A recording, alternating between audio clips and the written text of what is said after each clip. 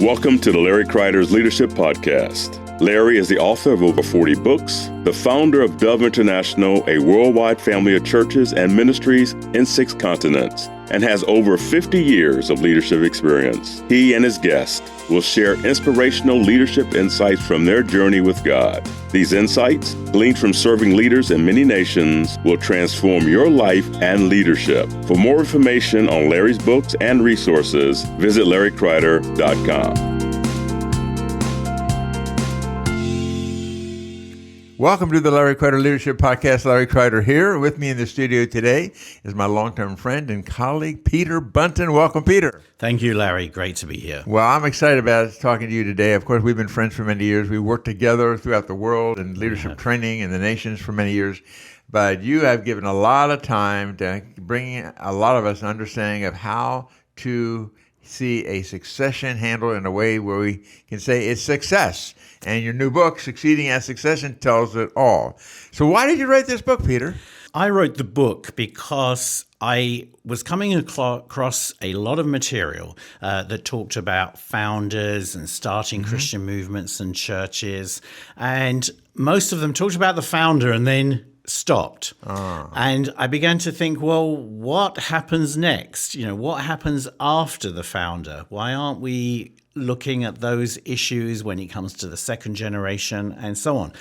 So I started off a search, really, which led to my doing a PhD, doing doctoral research, looking at leadership theology, leadership theory, and how that affects succession within Christian movements. Well, this, of course, is very, very, very important to me because, I mean, you've worked behind the scenes very hard and part of a team that's helped me with my succession process. And I will be turning leadership of the Dove International global movement of churches over to a younger leader. Been in this for about 7 years, and you've been a real key in the whole process. So grateful for you. So in your book, you write about leadership succession and at times specifically talk about founder succession. Is founder succession different from all other successions? And if so, in what ways is it different? Well, great. Thank you. That's a really great question. And I know I'm sitting opposite a founder. And so but no, you've been a great example. But there are issues. And I think the literature and the research shows that. For example, there are often characteristics that founders have that perhaps certain other leaders do not have. And that, of course, makes sense. Maybe they're entrepreneurial. Maybe they're visionary. They see big picture ideas and then want to kind of do something in practice about it. So often you get a certain type of person who's led to found organizations. Perhaps in the Christian world, we would say they have an apostolic gift. And that's great and wonderful, but people like that always have a vision. They always see possibility. They're always trying to do something fresh and new. And sometimes, as you know, it's time to let go. It's time to pass on to someone else. So founder succession can be a little bit more complicated. The organization or the network of churches doesn't have any history of doing this. There's no kind of nothing in the family genes, as it were, in the DNA. So you have to figure it out for the first time. And founders obviously have so much invested in they founded.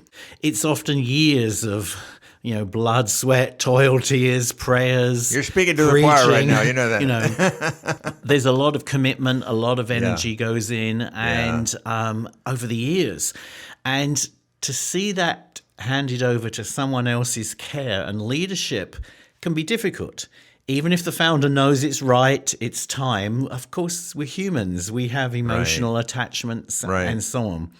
So I think one of the things that's different is this really relies on the characteristics of being a founder. And a lot of literature has come up with the term founder syndrome. What is founder syndrome? And so founder syndrome is the founder so vested in what they founded that they can't let go, or they find it so hard to let go. So sometimes founder succession can be a bit more difficult than other kinds of succession. Okay, it's that having to let go. And of course, the organization that's founded is also vested in this. Do they want to let Right. the founder go? Right. Can they envisage a future where someone else is calling the shots or providing leadership? And then research shows that even in bureaucratic things, founders tend to have a lot more power. There was research in organizations and nonprofits, and founders often sign off on everything. They want to review the minutes before they go out. They're like involved in lots of detail. Yeah. And non-founder leaders often are just happy to delegate those things to other people and are not so involved. So there's a whole kind of dynamic going on with the people in the organization and the founder that can make it a little bit more complicated. Makes sense. I was in an airport in Nairobi, Kenya, and I sat with a man who's involved in the judicial system, and he's a Christian. And he asked what I'm doing, and I said I'm in the midst of, a succession, and he asked me how that works. And then he said, well, I'll tell you about what's happened around us. He said many, many founders die in that position, and they never really give it up. And I said, well, by the grace of God, we're trying to find a way not to do that, a way we can do it in a healthy way. Yes. And I appreciate your book and all that you've learned. You've helped us so much to help us with that. So what are some of the typical concerns a ministry might have when considering succession? Sure. I would say there are three broad themes that come out a lot as we study different organizations and churches. I've interviewed people. There is research literature. I think one is something called mission drift. A lot of organizations of founders are concerned that maybe the nature of the ministry or the church or the nonprofit will change over time. It will drift away from the real founding purpose. So that's an issue that concerns people. Yeah, I understand that. I and get rightly that. Sure. so. We see many organizations now, 50 years later, 100 years later, that are really not like they were when they Very started. different. Very different in terms of their ethos, their values, even their theology and their beliefs.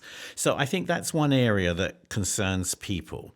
A second one, I would say, is a word that's used is routinization.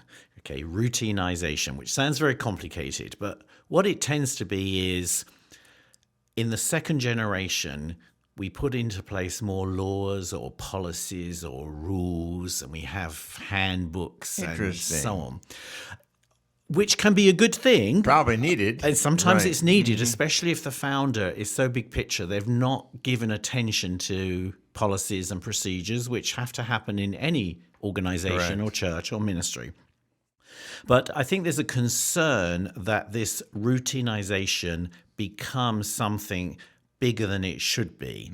And so we move from let's hear God together, let's pray together, to what does policy 2A point B say about this? Right. And it can become rule-based, can become more bureaucratic, basically. And I think that's a concern within many organizations, particularly Christian organizations, that drift into policies and procedures rather than vision. Don't you often see that in many different denominations? They start out as a movement and then eventually get into routinization. Yes. Yeah. And it can be gradual. And as I say, we often need some systems and policies and procedures. They're not all bad. But those things tend to come to the fore, and there's a greater emphasis on those rather than can we do something fresh? What is God saying to us today? Right. So that's one issue. And then I think a third concern within organizations is whether the founder's just going to stay around too long. Yeah. And there actually are real-life examples. Back about 30 years ago, there was a huge megachurch in the USA where he wasn't the founder, but he'd been around, I think, for about 45 years. I can't remember the exact number. And he announced he was standing down. They even announced who the successor was going to be in 2 years' time. And then 2 years became 3 years. And it just went on. And in the end, the person who'd been publicly acknowledged just left and said, this person's never going to give up, the leadership here. And I think that leader stayed on another 7 or 8 years, having announced that he was going. And so it ties into founder syndrome. It ties into some of the things we've already mentioned. So I would say three of the biggest concerns I found were this concern of, are we going to drift as an organization away from our founding values and vision? is there going to be too much of an emphasis on policy and procedure? And then is the founder actually going to let go and let others take the reins? I'm clearly planning to let go. I want you to know, Peter. Okay, that's good. That's good to know. And by the way, everyone listening today, Peter's written this amazing book, Succeeding at Succession. And he's going to different parts of the world, interviewed leaders, founders of various ministries.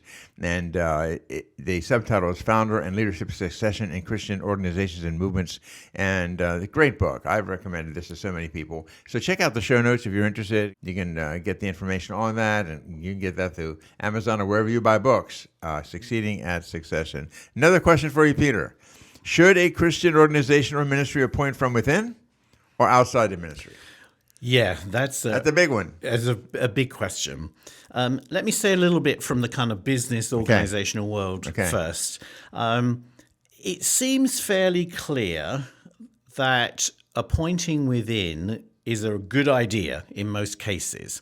There's a book here, Built to Last, by Collins and Porras.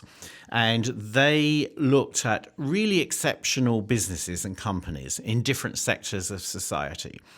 And they compared to them to another business in that sector who maybe they were still carrying on, but they weren't as noteworthy. They were not as successful. And they found that the successful companies appointed leaders from within the company on average 6 times more than the less successful companies. So one of the things that comes out from the business world is having leadership development programs appointing within actually can really help success. I believe that. And I think it's the same in Christian ministries too. If someone's kind of grown up within the church or the movement, they probably understand the vision. Their values are probably in their heart already. They don't have to be taught as much. Often people may trust them more. People may know them and trust them because of relationships. And also in a Christian movement or church network, it's not a business. We build with relationships. That's right. It's not a bureaucratic function. So both within Christian organizations and non-Christian organizations, appointing within seems to be the preferred option, and there's a lot of research that supports that's a good idea. However, I do want to say there is some research that also says if the organization or the movement really is in crisis or difficulty, then sometimes it needs such radically new thought that maybe someone not from within the system can bring that because the people within the system are not seeing it. Correct. So there is literature that shows that in certain circumstances, organizations perhaps look outside, and that can be a beneficial thing. But most churches and networks want to appoint within, and that seems to be a good approach. So, Peter, does the Bible provide us examples of succession that we should follow? I'm going to say yes and no. Oh, that's confusing. Well, I think, yes, obviously, we seek to learn from the scriptures. Right. Jesus Christ himself trained leaders to follow him. True. So he taught them. He showed them how to do things. He evaluated and gave them feedback. And then he left the scene, and the Father sent the Spirit to be with them and advise them. So, of course, there are principles of leadership succession. We see Elijah training Elisha in the Old Testament and taking Elisha with him and showing him how he, prophesied and preached and so on. So there are certainly good principles, but I think some people have just assumed, well, the Bible gives you these steps to follow and you follow it. And there's even some literature that says that. But a number of people who've been interviewed really didn't agree with that approach. They seem to take the line, God will show us what to do for our unique situation. Each organization is different. Each network of church is different. And so there is freedom to come up with different models. So I've seen people kind of approach it the both ways. And the Bible has some good principles, but it's different. Elijah and Elisha, for example, we don't usually have chariots of fire appearing in our board meetings. The first leader doesn't just disappear. Yes. Right. So I think we have to be cautious. There seems to be a lot of freedom, but also it raises some other interesting issues. One is the subject of leadership theory and contingency theory. Talk about that. And contingency theory really sees leadership as you have to find the right person to match the right situation. So this idea that some Christians have, well, we find someone just like the outgoing pastor or the founder of our group of churches. Yes, we're always looking for the right heart and godliness and values and so on. But contingency approaches to leadership says, well, maybe it's a different day today, and the kinds of issues that leader may have to deal with and face could be very different to when we started out 30 years ago. So I interviewed one international mission agency, philanthropic agency, and they were very clear as we move on from the founder, and I think the organization was about 25 years old, what we need from a leader right now is to deal with certain issues that are very clear, and it needs a different kind of person, a different skill set for that. So there are some interesting issues to think through that God can guide us and will. There are biblical examples, but we need to apply them. I don't think it's a question of just following 4 straight steps. I think from a personal perspective, Peter, you've heard me say this publicly, I have felt like my successor really needs some different kinds of gifts than I've had.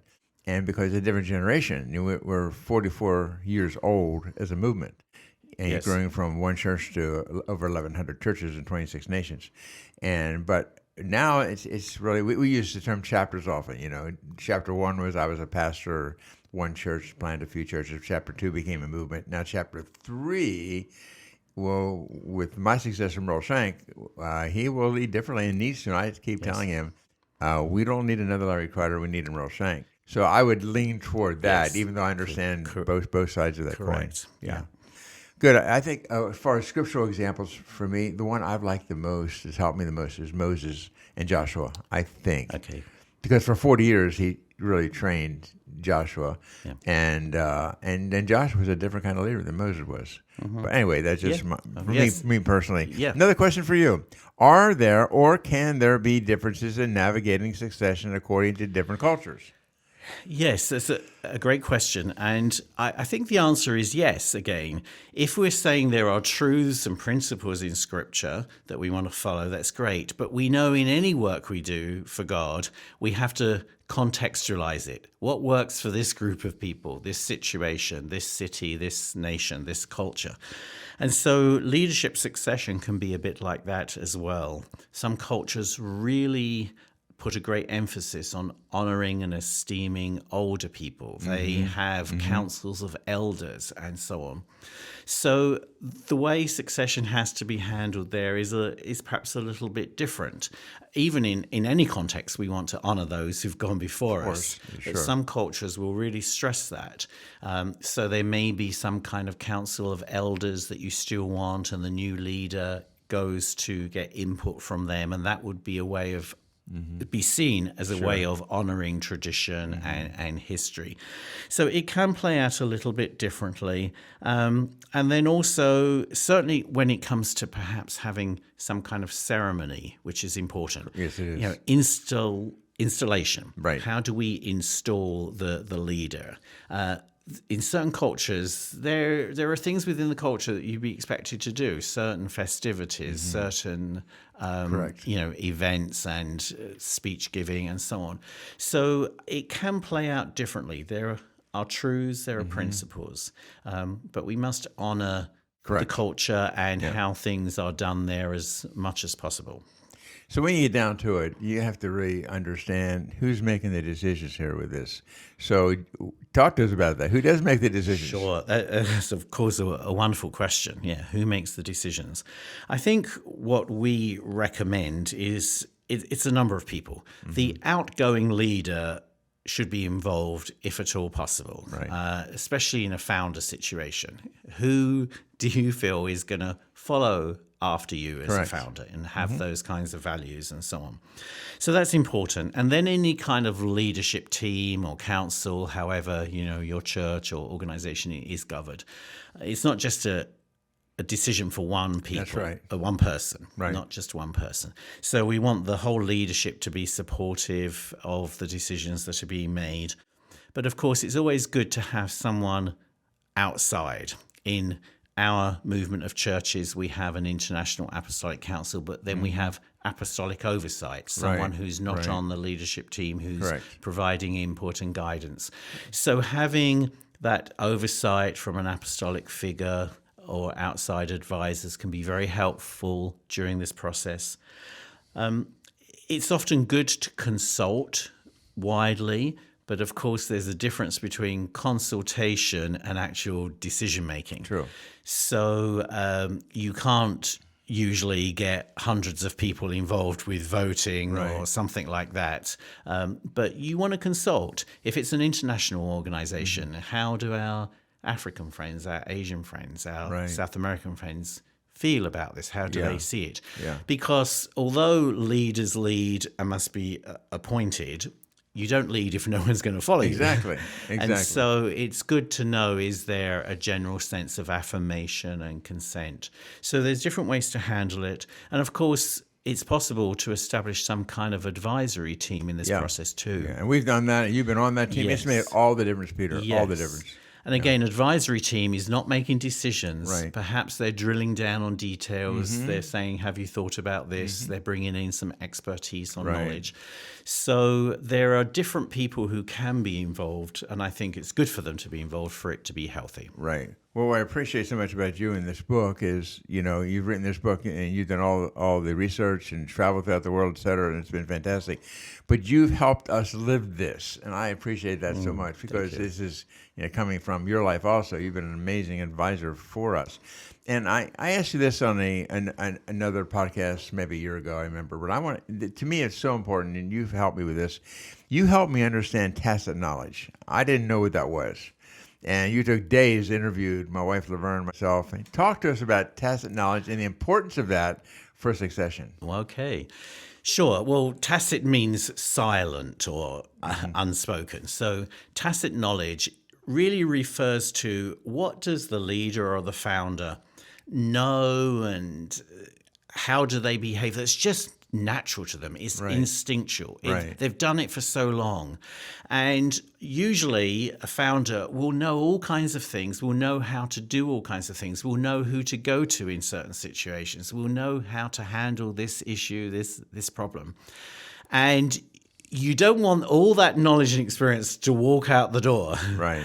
And so what you can do, and we've tried to do, is try and make that tacit knowledge spoken. Right. So you're correct. What we did in our situation, I interviewed you and your wife, and we asked all kinds of questions. Right. How do you handle this? How would you deal with this situation? Who do you go to for this? How do you go to when things need to pray for? Who do you go to when there needs to be financial advice? How would you deal with this particular issue in the movement of churches? Yeah.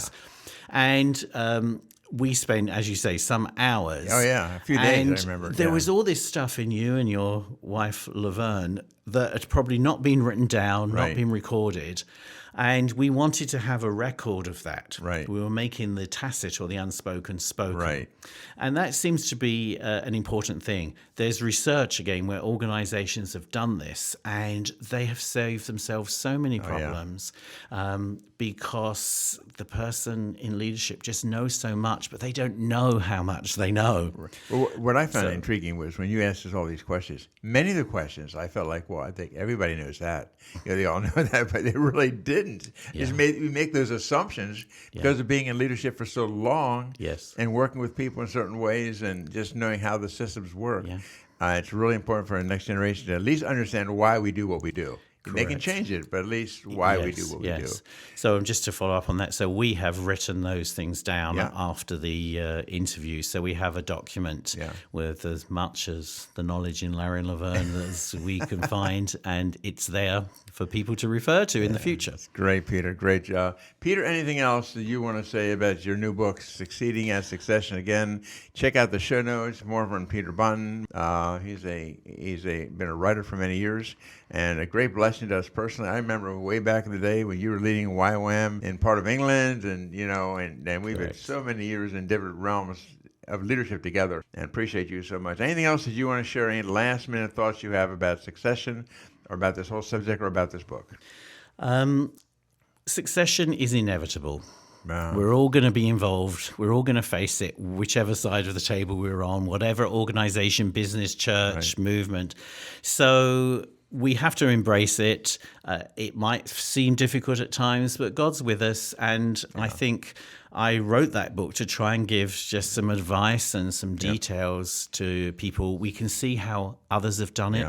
Maybe our church, our organization is different, but we can still learn from the decisions that others have made. So that's recorded in that book. So I hope it just helps guide people who are facing this. I'm sure it will. Again, Succeeding at Succession, Peter Bunton, founder and leadership of succession in Christian organizations and movements. Check out the show notes. There'll be a link there. You can purchase that book. You can also go on Amazon or wherever you buy books. That is available really throughout the world.